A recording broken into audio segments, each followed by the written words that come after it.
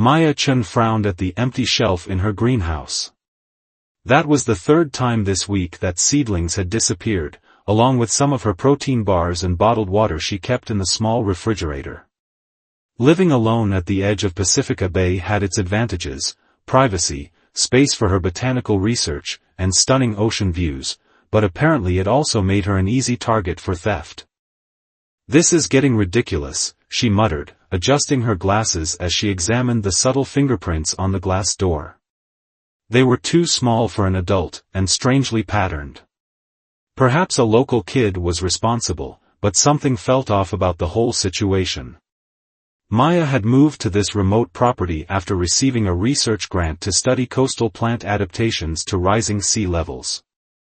The isolation suited her. After 15 years in academia fighting for recognition, she welcomed the peace. But this intrusion disturbed the sanctuary she'd created. That evening, she set up a motion-activated camera facing the greenhouse door. Whatever or whoever was helping themselves to her supplies, she'd catch them tonight. At 2:18 a.m., her phone buzzed with an alert. Maya jolted awake, grabbing her device to see the notification from her security app. Someone was in her greenhouse again. She quickly pulled on a jacket over her pajamas, grabbed a flashlight, and slipped on her boots. The footage showed something that made her pulse quicken: a small figure, certainly not human, with faintly luminescent skin that seemed to ripple with colors. It moved with deliberate caution, gathering food and what looked like her medicinal herbs before slipping back out. "What the hell?" she whispered, rewinding the footage to watch again.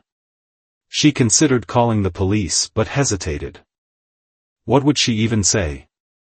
That a glowing child-sized being was stealing her tomatoes? Heart pounding, Maya stepped outside. The coastal fog had rolled in thick, shrouding her property in ghostly white. Her flashlight cut a weak path through the mist as she approached the greenhouse. The door was slightly ajar, just as shown in the footage, but whatever had been there was gone. Then she spotted it, a faint bluish glow disappearing into the woods that bordered her property to the east. Without fully considering the wisdom of her actions, Maya followed. The forest was unervingly quiet, lacking the usual nocturnal sounds. Her flashlight beam caught glimpses of disturbed undergrowth, broken twigs, bent ferns, a trail. The luminescence appeared occasionally between trees, always just ahead, leading her deeper into the forest. After 15 minutes of careful tracking, Maya came to an old concrete structure partially buried in the hillside, a forgotten military bunker from decades past. The rusty door was cracked open, and the same ethereal glow emanated from within. "Hello?" Maya called softly, surprising herself with her own courage.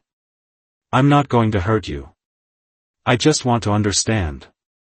No response came, but the light inside flickered slightly. Taking a deep breath, Maya pushed the door wider and stepped inside.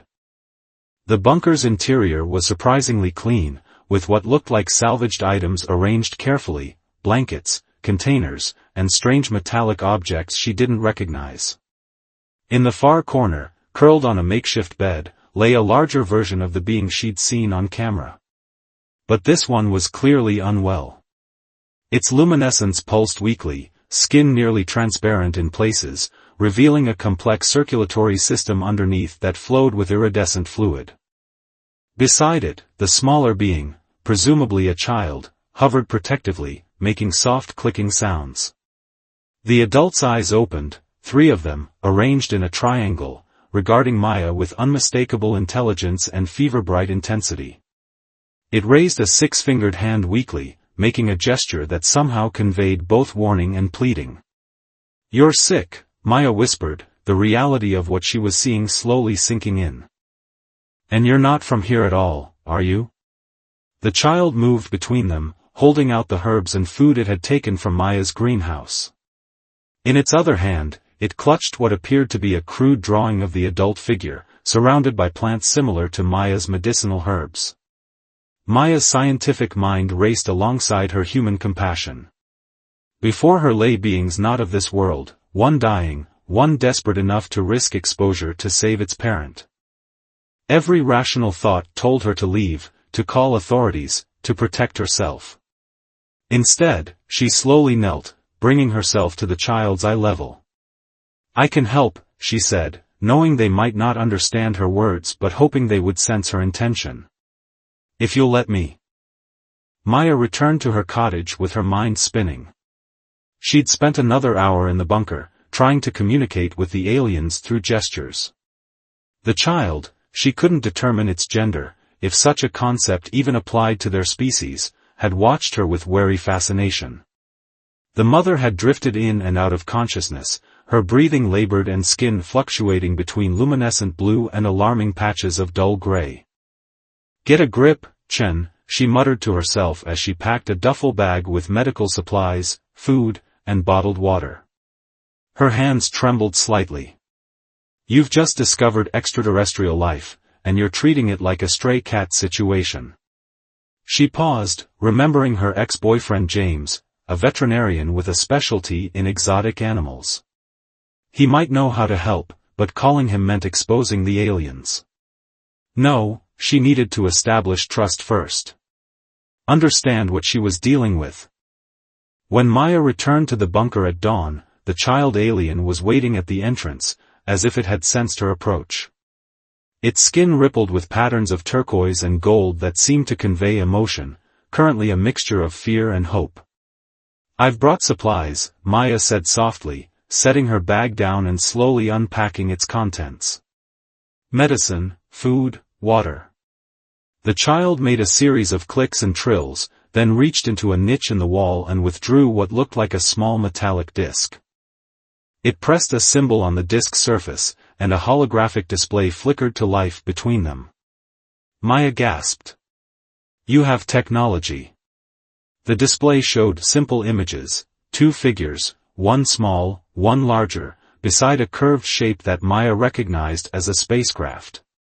Then flames, a crash, the larger figure with jagged lines radiating from its body, injured. "You crashed here," Maya said, understanding. "You're stranded." The child touched another symbol, and the disc emitted a sound like rushing water before words formed, halting, mechanical, but understandable. "Help. Mother.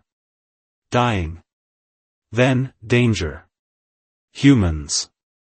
Maya's scientific curiosity surged. "A translation device. Incredible." She gestured to herself. "Maya. My name is Maya." The child touched its chest with 3 fingers. "Elio." Then it pointed to the ailing adult. "Lyra."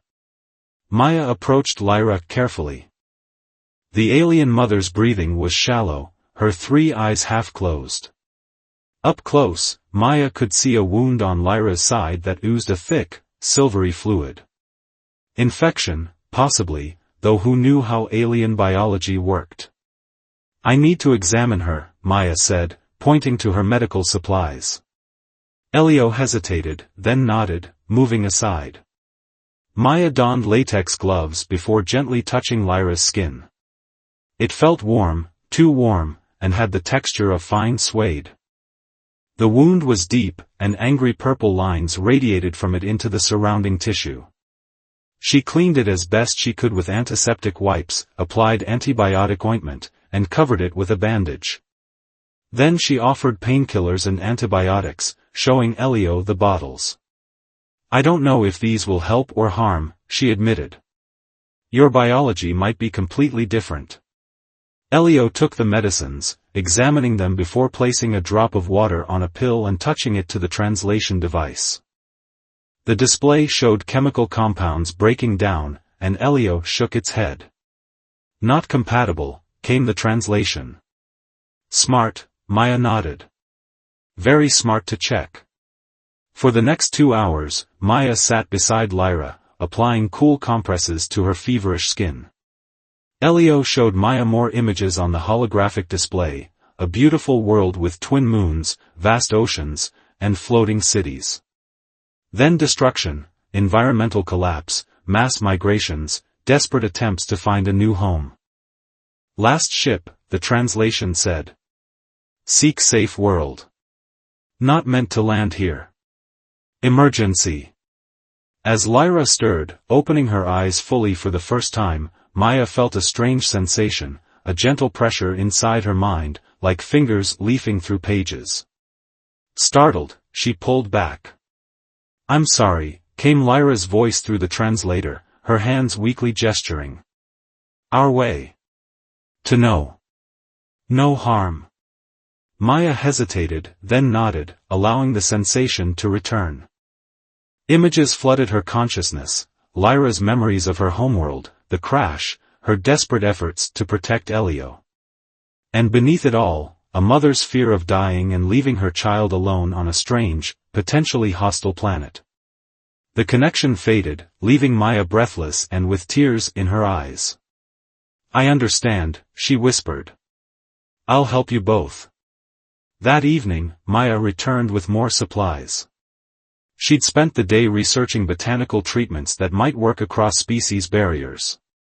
Bringing fresh compresses of aloe and golden seal, she found Elio waiting eagerly. Inside, Lyra was awake, propped against salvaged pillows. Her luminescence had strengthened slightly, though the wound still looked angry and painful. You returned, came the translation of Lyra's soft clicks and trills. Gratitude. Of course I returned, Maya said, kneeling beside her. I'm a scientist.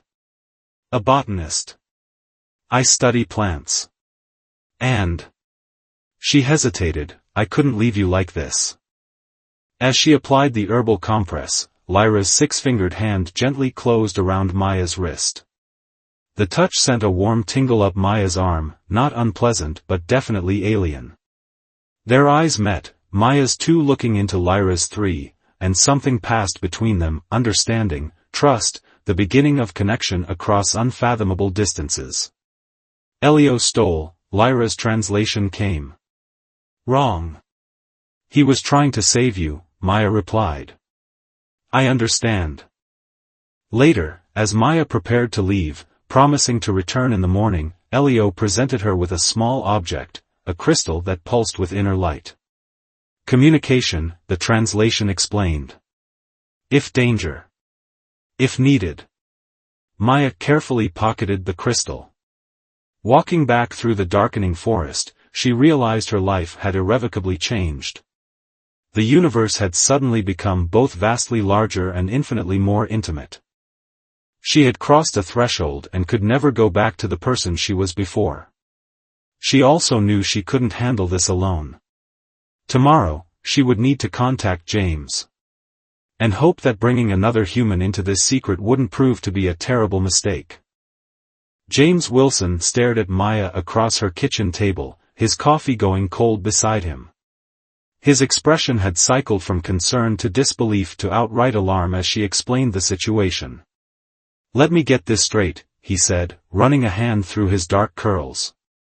You found aliens in the old military bunker, and now you want me, your ex-boyfriend who specializes in treating parrots and iguanas, to help treat a dying extraterrestrial mother? Maya winced at his tone. When you put it that way, it sounds absurd. Because it is absurd, Maya. He stood up, pacing. If this is some elaborate joke. It's not a joke. Maya pulled out the pulsing crystal Elio had given her. Its soft glow illuminated their faces in the early morning light. Does this look like something from Earth to you? James froze, staring at the crystal. His scientific curiosity, the quality that had initially drawn them together during graduate school, visibly warred with his skepticism. I need to see them, he finally said. 2 hours later, after gathering medical supplies from his clinic, James stood speechless at the entrance to the bunker. Elio had positioned himself protectively in front of Lyra, his skin pulsing with wary reds and oranges. It's okay, Maya assured the young alien. He's a healer. Like me, but for. She struggled with how to explain, for different kinds of life. Elio reluctantly moved aside, allowing James to approach Lyra. The alien mother looked worse than the day before, her breathing shallow and her luminescence dim. James knelt beside her, his veterinarian's instincts overriding his shock. "The wound is severely infected," he said after examining her. "And her temperature, assuming her normal range is similar to what you described yesterday, is dangerously elevated." He glanced at Maya. "I need to take samples. Blood, tissue. I have a portable microscope in my bag." As James worked, Elio used the translation device to explain more about their species. They were called Lumini, from a planet orbiting a binary star system. Their bodies contained bioluminescent cells that communicated with each other through light pulses, a secondary nervous system alongside their main neural network. "Fascinating," James murmured, examining a drop of Lyra's silvery blood through his microscope. "Their cellular structure is completely different from Earth life. No DNA as we know it, but some kind of crystalline information storage. And these organisms," he adjusted the focus, "they're attacking her cells." For the next several hours, James and Maya worked together, analyzing samples and discussing potential treatments. Meanwhile, Elio hovered anxiously, occasionally communicating with Lyra in their musical language of clicks and trills. "I think I can modify one of my broad-spectrum antibiotic formulas," James finally said. "It won't be perfect, but based on how these pathogens are behaving, it might slow them down enough for her own immune system to recover." Maya watched as James mixed chemicals from his veterinary kit. Despite their breakup a year ago, the casualty of different life goals and career paths, they still worked together seamlessly. She had forgotten how brilliant he was when faced with a challenge. "Ready," he announced, filling a syringe with an opalescent liquid. "But Maya, we need to be clear, this is an enormous risk. We have no idea how her system will react." Maya translated their plan to Elio through gestures and the translation device. The young alien's skin darkened with anxiety, but he nodded, touching his forehead to Lyra's in what seemed like a gesture of deep connection. "She agrees," Elio's translation came. "No choice."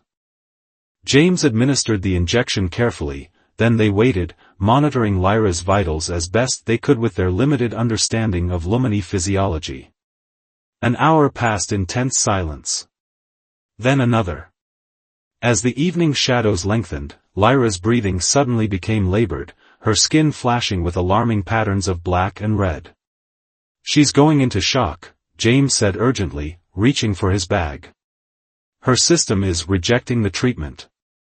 Elio made a keening sound of distress, his small body trembling.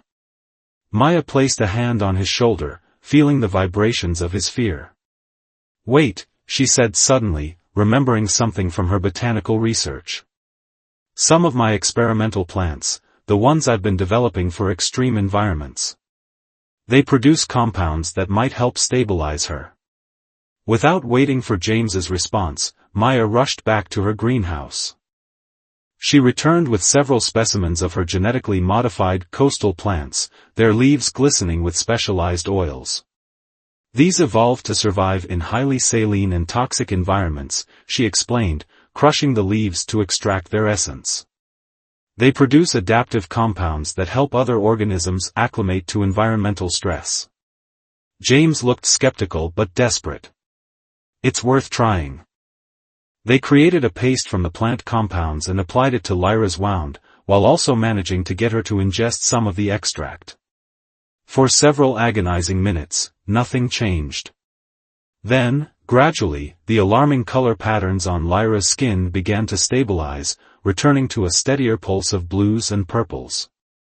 "It's working," James whispered, amazement overriding scientific caution. "The plant compounds are helping her cells adapt to the antibiotic." Over the next few days, Maya and James took turns staying with the aliens. Lyra's condition improved slowly but steadily. Her wound began to heal, and her luminescence strengthened. Elio, relieved by his mother's improvement, became more animated, teaching Maya and James about their culture and technology. During one evening watch, as James had returned to his clinic to maintain appearances, Maya sat beside Lyra, who was awake and alert for the first time since they'd met. "Why help?" Lyra's translation asked, her 3 eyes studying Maya intently. "Risk for strangers." Maya considered the question. "I'm a scientist. I study how life adapts and survives. But more than that." She paused, searching for words. "I believe connections between different forms of life are valuable. Sacred, even." Lyra extended her hand, palm up, an invitation. Maya placed her hand in Lyra's, and the mental connection formed again, stronger this time, more focused. Lyra shared memories of her work as a botanical engineer on her homeworld, creating hybrid plants that could survive their changing climate. Images of vast floating gardens, bioluminescent forests, and crystalline seed banks flowed into Maya's consciousness. "We are alike," came Lyra's thought voice, clearer than any translation. "Life tenders." The connection deepened, becoming something more intimate than Maya had expected. She felt Lyra's gratitude, her fear for Elio's future, and beneath it all, a profound loneliness since the loss of her partner, Elio's other parent, during their desperate exodus from their dying world. Maya found herself sharing too, her own isolation in the academic world, her broken relationship with James, her dream of creating plants that could heal Earth's damaged ecosystems.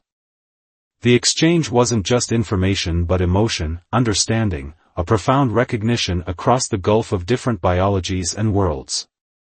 When the connection finally faded, Maya found tears streaming down her face.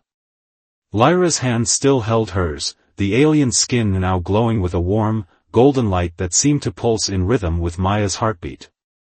"Thank you," Maya whispered, not trusting herself to say more. Elio, who had been watching silently from the corner, approached and placed one small hand on Maya's shoulder and the other on his mother's. A gentle current seemed to flow between the 3 of them, not the deep connection Maya had shared with Lyra, but a simpler acknowledgement of trust and care. Later that night, as Maya prepared to leave, James arrived for his shift. He noticed her flushed face and emotional state immediately. "Are you okay?" he asked, concern evident in his voice.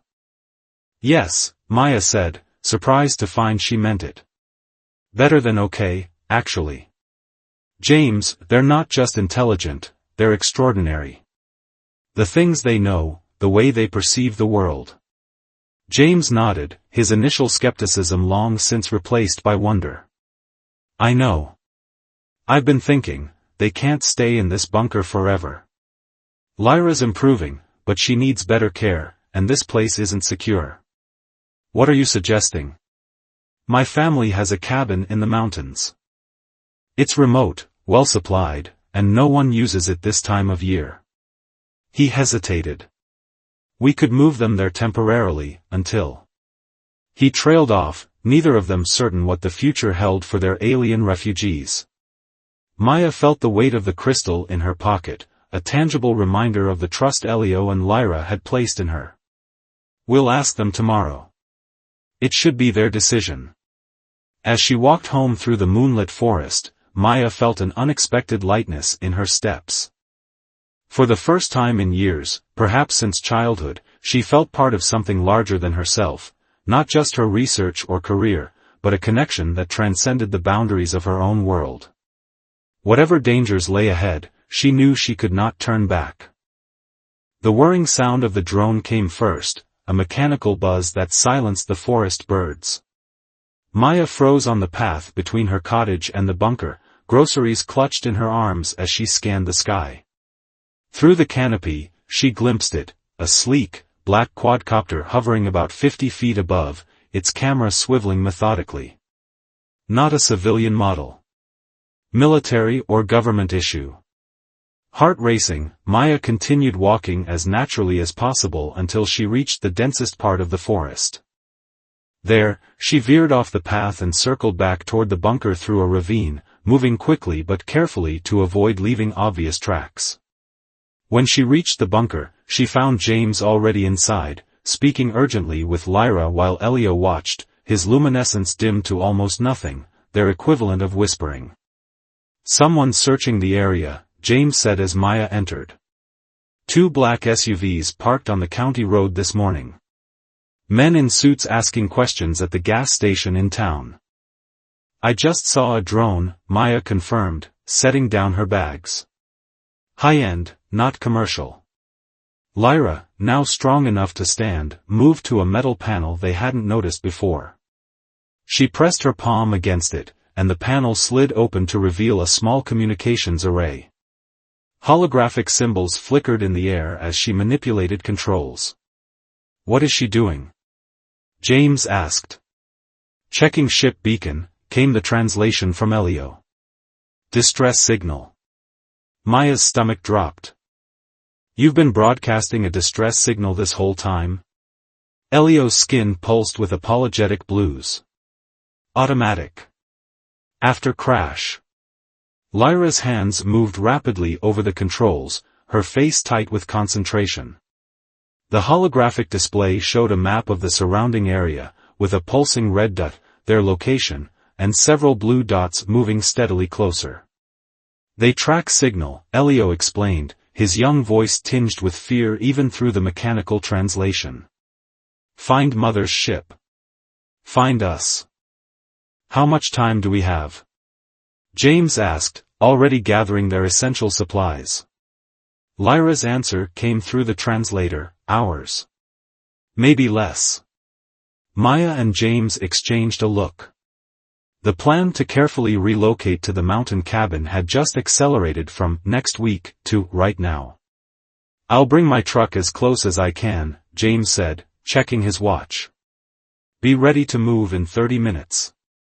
As James left, Maya helped Lyra and Elio pack their few possessions.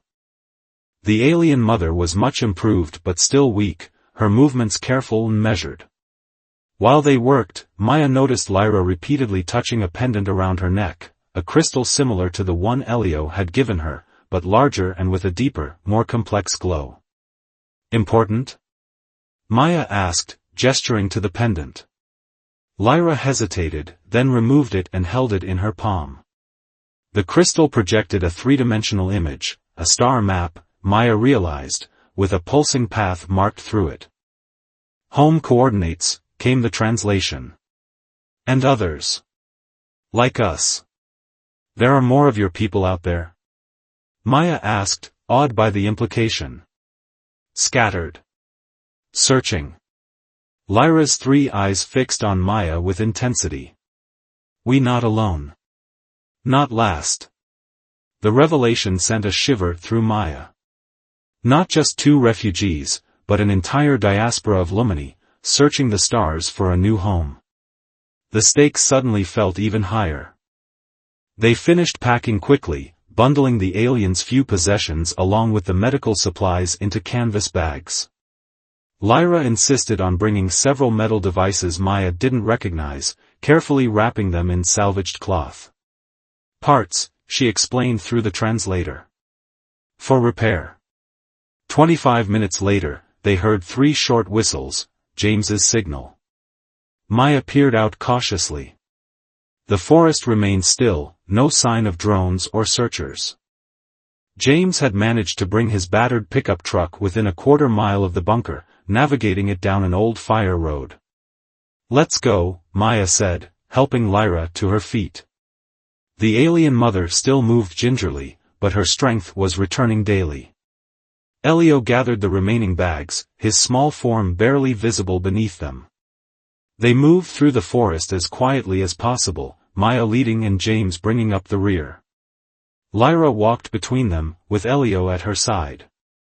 Despite the urgency, Maya couldn't help but be struck by the surreal nature of their procession, 2 humans escorting luminescent aliens through a California redwood forest.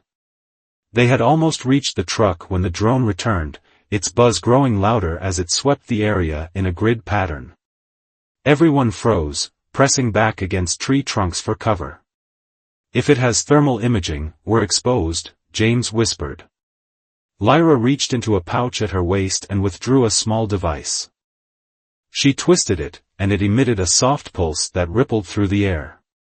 The drone's buzz faltered, its flight pattern becoming erratic before it suddenly dropped, crashing into the underbrush about 50 yards away. "Electromagnetic pulse," James said with quiet appreciation. "Impressive." They hurried to the truck. James had prepared the cargo bed with blankets and a tarp for concealment. Lyra and Elio climbed in, and Maya covered them carefully, ensuring they could still breathe comfortably. "The cabin is about 3 hours from here," James said as they pulled onto the main road. "Up in the Sierra foothills. We'll need to stop for supplies." Maya nodded, glancing nervously at her rearview mirror. "We should split up for that. Less conspicuous. I'll go to the grocery store in Auburn. You get whatever medical supplies we need." As they drove, Maya's phone buzzed with a news alert. She felt her blood freeze as she read the headline, "Unusual atmospheric disturbance reported over Northern California, officials investigating." "It's already hit the news," she said, showing James. "They're calling it an atmospheric disturbance." "Government cover story," James replied grimly. "They know something entered our atmosphere. They just don't know what, or where it landed." The drive was tense, every passing vehicle a potential threat. When they reached Auburn, they separated briefly to gather supplies, agreeing to meet at a rest stop further up the highway. Maya shopped quickly, filling her cart with non-perishable foods, bottled water, and basic necessities. As she waited in the checkout line, she noticed 2 men in dark suits entering the store, scanning the shoppers with too casual interest. Moving on instinct, Maya abandoned her cart and slipped out through the garden center exit. She circled around to where she'd parked, keeping her head down and pace unhurried. As she drove away, she glimpsed the men emerging from the store, one speaking into a wrist microphone. At the rest stop, James was already waiting, his expression tense. "We need to change vehicles," he said without preamble. "I'm being followed." Maya's heart sank. "Me too." They were at the grocery store. James nodded at a battered Jeep parked nearby. "That's my friend Mark's. He left the key under the mat. We'll take it the rest of the way and have him retrieve my truck later." They quickly transferred their supplies and the aliens to the Jeep. Lyra seemed to understand the urgency without translation, helping Elio move swiftly despite her lingering weakness. As they settled into the new vehicle, Maya checked the aliens were securely hidden before they pulled back onto the highway. "How did they find us so quickly?" Maya asked, scanning the road behind them. "Credit cards maybe. Or cell phones." James grimaced. "We weren't thinking like fugitives."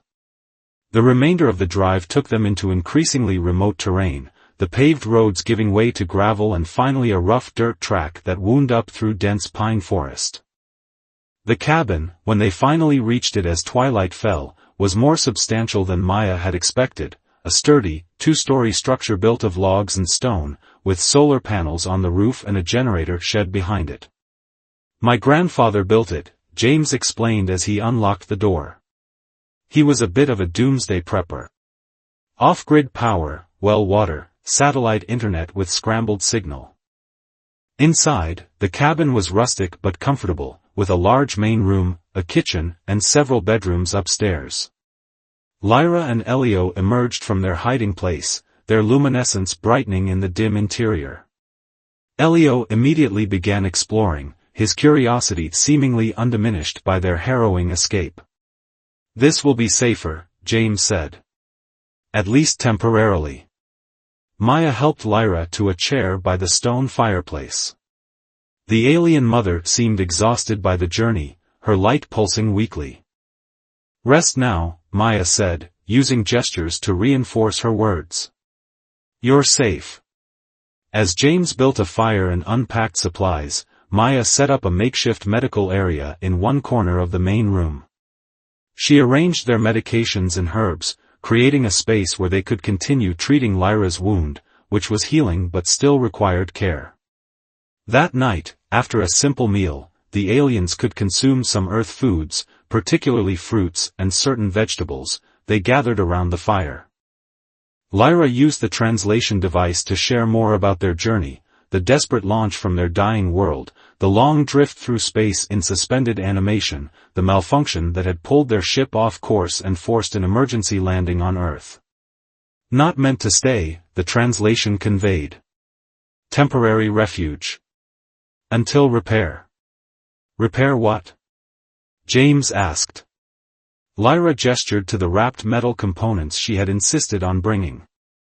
Navigation unit. Communication array. Damaged in crash.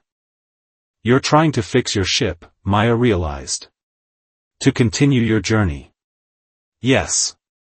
Lyra's 3 eyes studied the flames. Others waiting. Rendezvous point. The implication hung in the air. Their time together was temporary. Once the ship was repaired, Lyra and Elio would leave Earth behind. Maya felt an unexpected pang at the thought. In just a few days, these beings had transformed her understanding of life, of connection, of herself. The idea of them leaving created an ache she hadn't anticipated. Later, as James took first watch and Elio slept curled in a nest of blankets, Maya and Lyra sat together on the cabin's back porch. The night was clear, stars brilliant against the velvet blackness, so different from the fog-shrouded skies of the coast. Beautiful, Lyra said through the translator, her gaze turned upward. Yes, Maya agreed. Which one is your star system? Lyra pointed to a faint cluster barely visible to Maya's human eyes. Then, hesitantly, she extended her hand, offering connection. Maya accepted without hesitation. This time, the mental link formed almost instantly, as if their minds recognized each other. But unlike their previous connections, this one felt different, deeper, more intimate, the boundaries between them softer somehow. Lyra showed Maya her home world in its prime, twin suns casting golden light over crystal cities and floating gardens. She shared memories of her mate, Elio's other parent, a brilliant engineer who had designed critical components of their escape vessel but had been killed during the chaotic evacuation. Maya felt Lyra's grief, sharp and still raw, but also her determination to survive, to find their people, to give Elio a future. In turn, Maya found herself sharing not just thoughts but emotions, her loneliness, her ambitions, her fears. The connection between them transcended their biological differences, creating a space where they recognized each other soul to soul. Time seemed to slow, stretch, become irrelevant as their consciousness intertwined. When a noise from inside the cabin finally broke their connection, Maya found herself trembling, tears on her cheeks.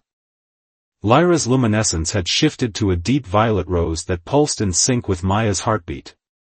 The alien's 3-fingered hand still held Maya's, a gentle pressure that seemed to say more than words or even thoughts could convey.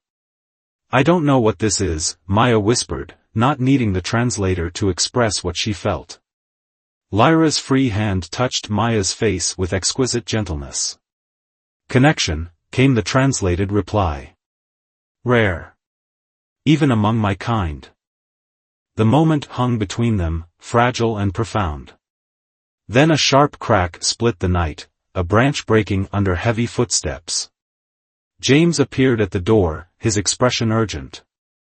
Someone's coming up the trail, he whispered. Multiple people. Their brief sanctuary had been discovered. The threat had found them. The next 24 hours passed in a blur of tension and desperate activity. The approaching footsteps had belonged not to government agents but to local hunters, who passed by the cabin without incident. Still, the close call accelerated their plans. We need to get to the ship and make repairs, James said as dawn broke. The longer we wait, the higher the risk of discovery. Using Lyra's star map and Elio's memory of the crash site, they pinpointed the location of the Lumini vessel, hidden in a remote canyon about 30 miles from their current position. James used his veterinary contacts to secure specialized equipment and rare metals needed for the repairs, while Maya harvested compounds from her experimental plants that might be compatible with the aliens' technology. Lyra worked tirelessly, her strength now mostly returned. Her hands moved with practiced precision over the damaged components, while Elio assisted, his small fingers perfect for delicate adjustments. The mental connection between Maya and Lyra remained open intermittently, allowing Maya to understand complex technical concepts that would have been impossible to translate otherwise.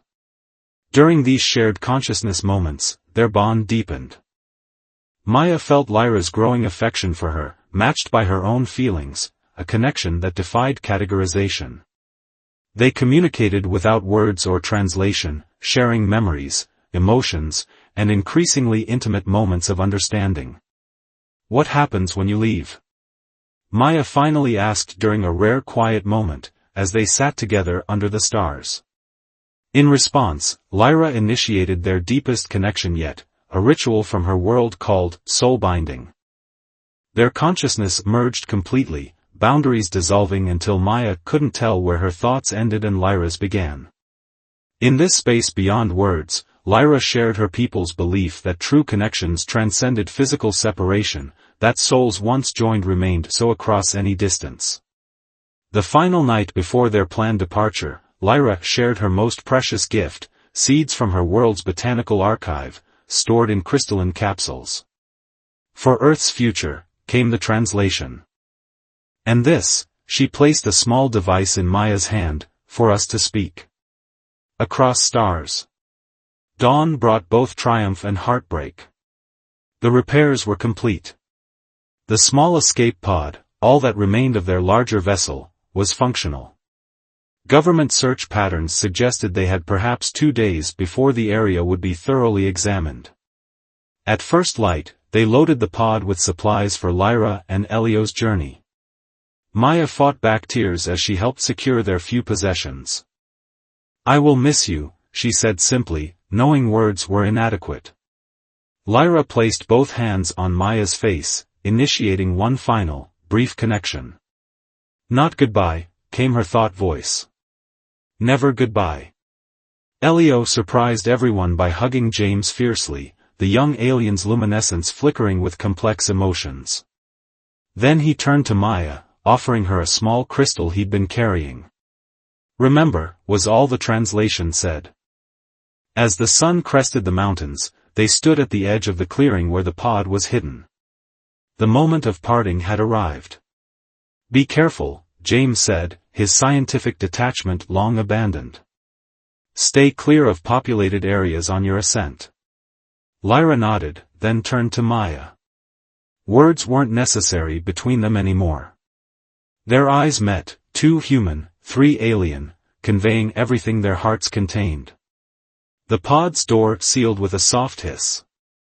Maya and James retreated to the tree line as the vessel hummed to life, its surface glowing with the same luminescence as its occupants. It rose silently, hovering briefly before accelerating upward with impossible speed, becoming a point of light indistinguishable from the morning stars. "They're gone," James said softly, placing a hand on Maya's shoulder. Maya touched the communication device Lyra had given her, feeling its gentle pulse against her palm, a rhythm that matched her heartbeat perfectly. "Not gone," she corrected, smiling through her tears. "Just farther away." 3 days later, they returned to their lives, James to his veterinary practice, Maya to her coastal research station. The government search eventually faded, the incident filed away as an unexplained atmospheric phenomenon. Maya planted the alien seeds in a secure section of her greenhouse, carefully tending the strange crystalline sprouts that emerged. At night, she would activate the communication device, sending her thoughts into the vastness of space, sometimes receiving faint impressions in return, images of stars, Elio's laughter, the warmth of Lyra's presence. 6 months later, on a clear autumn evening, Maya stood on her porch gazing at the stars. The communication device in her hand pulsed more strongly than ever before. She closed her eyes, opening her mind as Lyra had taught her. A message formed, clearer than any before, coordinates, a time, a promise. The Lumini had found their new home. And someday, when Earth was ready, they would return, bringing with them knowledge, healing, and connection across the stars. Maya smiled up at the night sky, no longer feeling alone in the universe. Some distances, she had learned, were merely physical.